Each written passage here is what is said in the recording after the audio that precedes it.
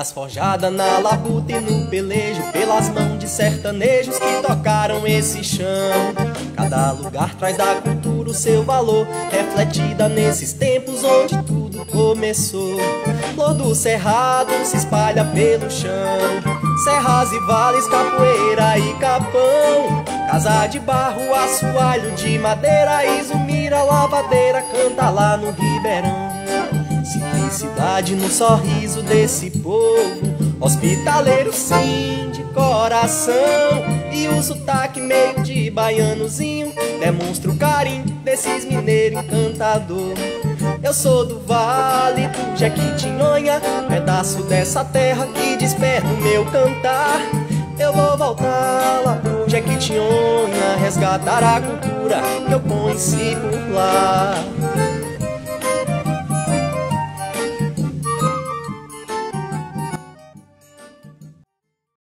Olá, estudantes. Meu nome é Renato, sou professor de Geografia aqui do SESEC, Turmalina. Vou estar falando hoje um pouco sobre o PET 300 anos de Minas.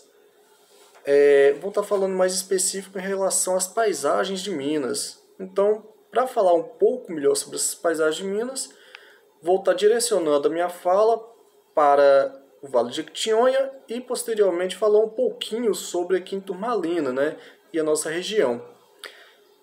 Então, para começar a falar sobre paisagem, eu acho que é interessante a gente conceituar, né, o que é paisagem, né?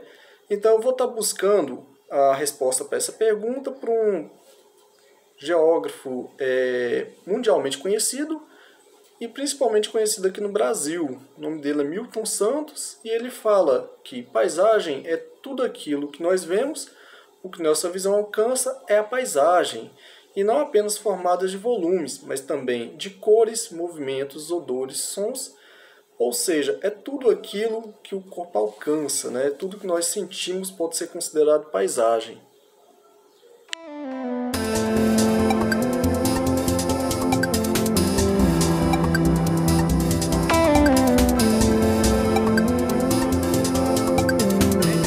Nós estamos exatamente na comunidade de Itira, no município de Araçuaí, no norte de Minas Gerais. Estamos aqui hoje para contemplar com vocês uma belezura que só a natureza tem condição de nos proporcionar. Vejam vocês que esse aqui é o rio Araçuaí, que vem descendo da região do Cerro e vem serpenteando até aqui, ao município de Araçuaí, exatamente aqui neste ponto, na comunidade de Itira. O rio Araçuaí vem somar com o rio Jequitinhonha. Neste ponto, o rio Araçuaí deságua no gigante rio Jequitinhonha. Exatamente isso. É neste ponto que o rio Jequitinhonha abraça, recebe o rio Araçuaí. E a partir daqui, o rio Jequitinhonha forma o mais pujante vale do Jequitinhonha. E o rio gigante, este mar de água, desaguando, descendo pelo sertão mineiro, vai serpenteando, cortando cidades importantes de Minas e Bahia, passando por Itaobim, Jequitinhonha, Almenara, Jacinto, Salto da Divisa, Itapebi, até chegar à sua foz, desaguar no mar, na cidade baiana de Belmonte, no extremo sul baiano, na costa do Descobrimento. Isso aqui tudo é muito lindo. Olha que maravilha. Não dá nem vontade de sair daqui. O encontro do rio Araçuaí com o Jequitinhonha. O Araçuaí desaguando no Jequitinhonha.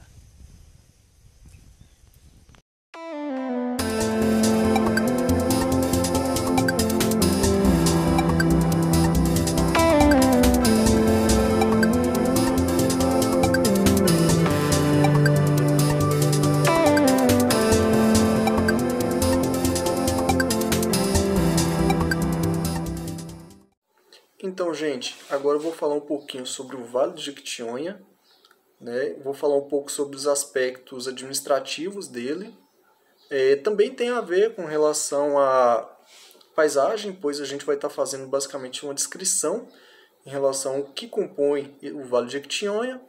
E a gente pode começar falando que o Vale do Jequitinhonha tem 51 municípios, né? Ele comporta 51 municípios em sua área, sua região. E esses 51 municípios são divididos em 3 unidades. A primeira unidade ela é denominada como Alto Jequitinhonha. É composta por 17 municípios, formados por extensas zonas de chapadas e suas vertentes, e tem uma cobertura vegetal predominante aí, constituída pelo cerrado, além do campo rupestre, de altitude. Então, sendo caracterizado também pela grande presença da agricultura familiar. Então, gente, lembrando que a agricultura familiar é aquela agricultura feita em pequena escala e principalmente que utiliza a mão de obra da própria família. É marcante também, pessoal, lembrar que nessa sub-região a monocultura do eucalipto constitui grande parte da vegetação nativa, ou seja, retiramos boa parte do cerrado e plantamos eucalipto. Então, gente, para falar aí da segunda unidade do Vale do Jequitinhonha, ela é chamada de Médio Jequitinhonha e apresenta aí 18 municípios em sua composição. Apresenta terras baixas ao norte, com predomínio da vegetação caatinga, enquanto nos municípios ao sul, entre eles Caraí, Novo Cruzeiro e Padre Paraíso, apresentam altitudes superiores, encontrando, porém, bastante removida a vegetação da floresta atlântica. Então, nessa parte aí, a gente tem alguma certa influência da floresta atlântica. E destaca-se ainda pequenas manchas do cerrado e campo cerrado. A estrutura agrária dessa região ela é intermediária, então havendo pequenas propriedades, mas também ao mesmo tempo um grande número de propriedades relativamente médias, maiores, principalmente no centro e na divisa com a terceira unidade. Então, pessoal, vou falar agora da terceira unidade, que seria chamada de Baixo Jequitinhonha. Lembrando que falamos antes, então, sobre o Alto Jequitinhonha, o Médio Jequitinhonha e agora o Baixo.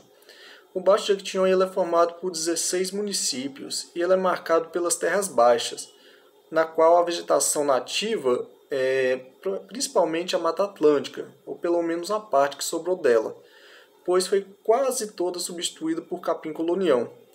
E também encontra-se nessa região algumas faixas ainda de caatinga. A característica principal é a grande propriedade rural. Então, diferente das outras, tivemos aí no Alto Jequitinhonha a agricultura familiar, depois no Médio Jequitinhonha a agricultura em média escala, e agora a gente tem a agricultura em uma escala maior. E principalmente a grande criação de gado bovino. Então a gente pode fazer uma certa associação aí, né? Retiramos um pouco da vegetação da Mata Atlântica para o gado bovino.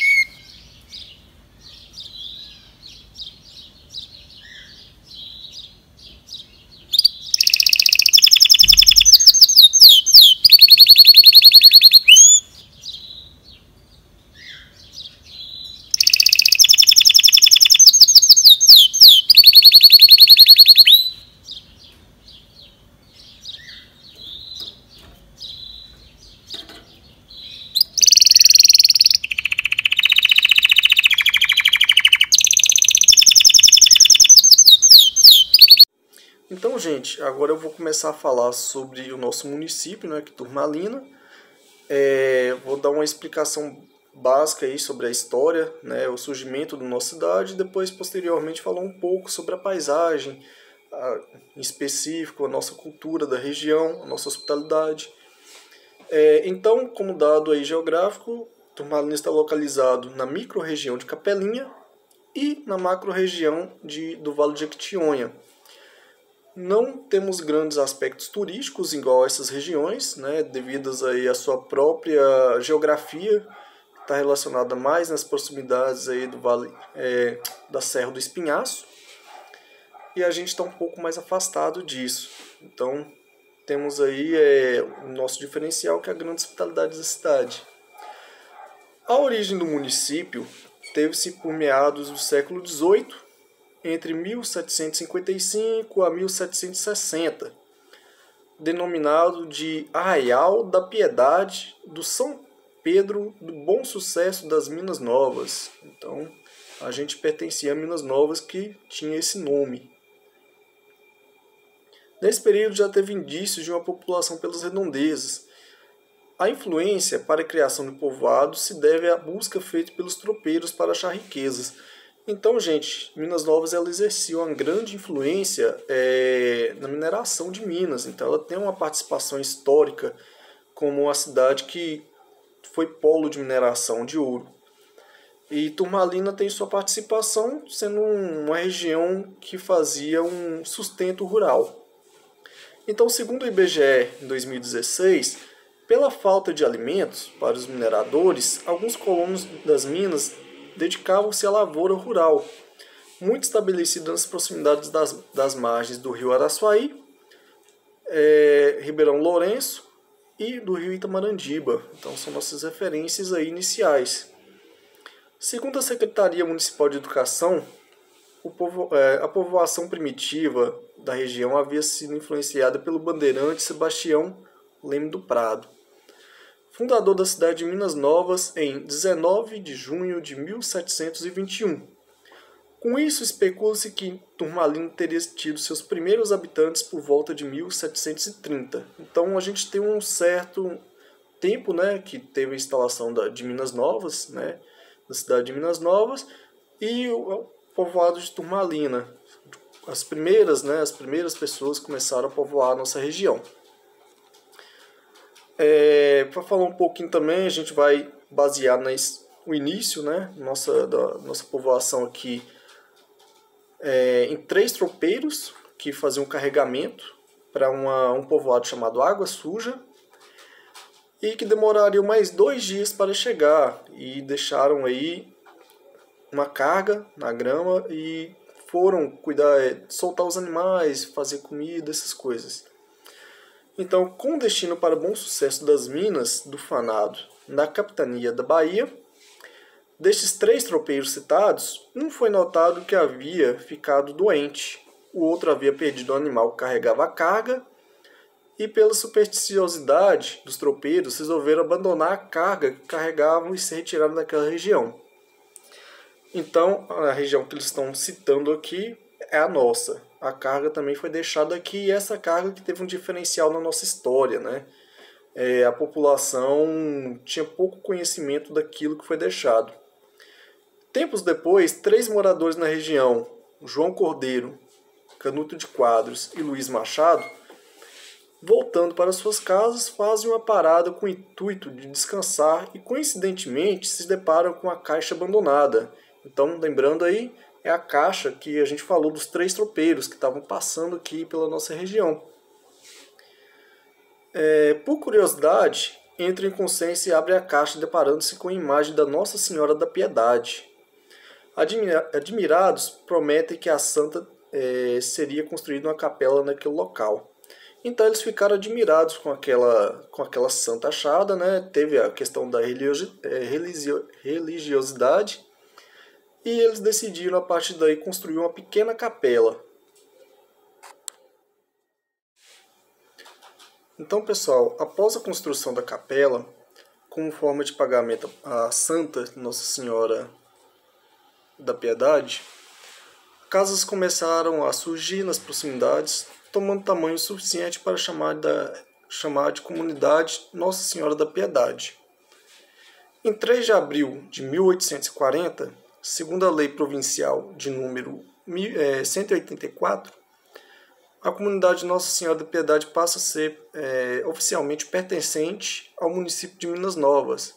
Então, anteriormente, gente, a gente era uma comunidade ainda não reconhecida pelo município. A gente estava no município de Minas Novas, mas ainda não havia sido reconhecido como oficial.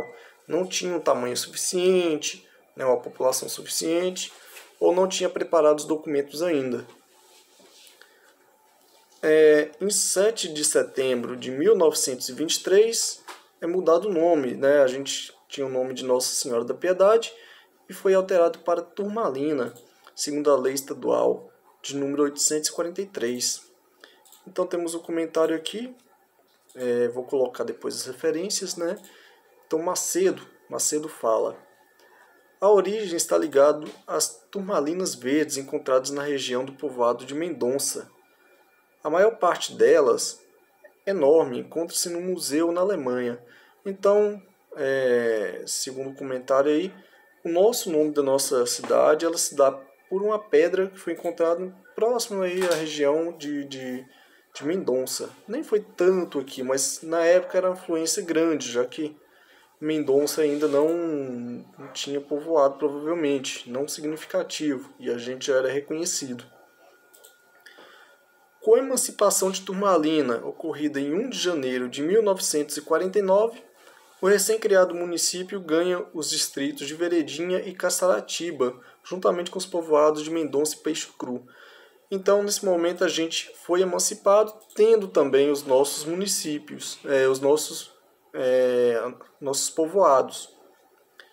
De acordo com o IBGE, em 29 de outubro de 1875, segundo a Lei Provincial de 2145 e a Lei Estadual de número 2, de 14 de setembro de 1891, sendo subordinado ao município de Minas Novas, até então o distrito era dominado de Vendinha.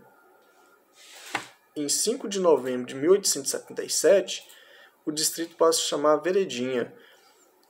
Então, também houve esse nome aí, né, Veredinha, antes se chamava Vendinha, agora se chama Veredinha, que é o nome atual. E em 27 de dezembro de 1948, de acordo com a lei estadual, o distrito de Veredinha se desmembra de Minas Novas e de Turmalina, passando a fazer parte... se desmembra do município de Minas Novas, então a gente está recapitulando ainda, né, fazendo parte de Turmalina.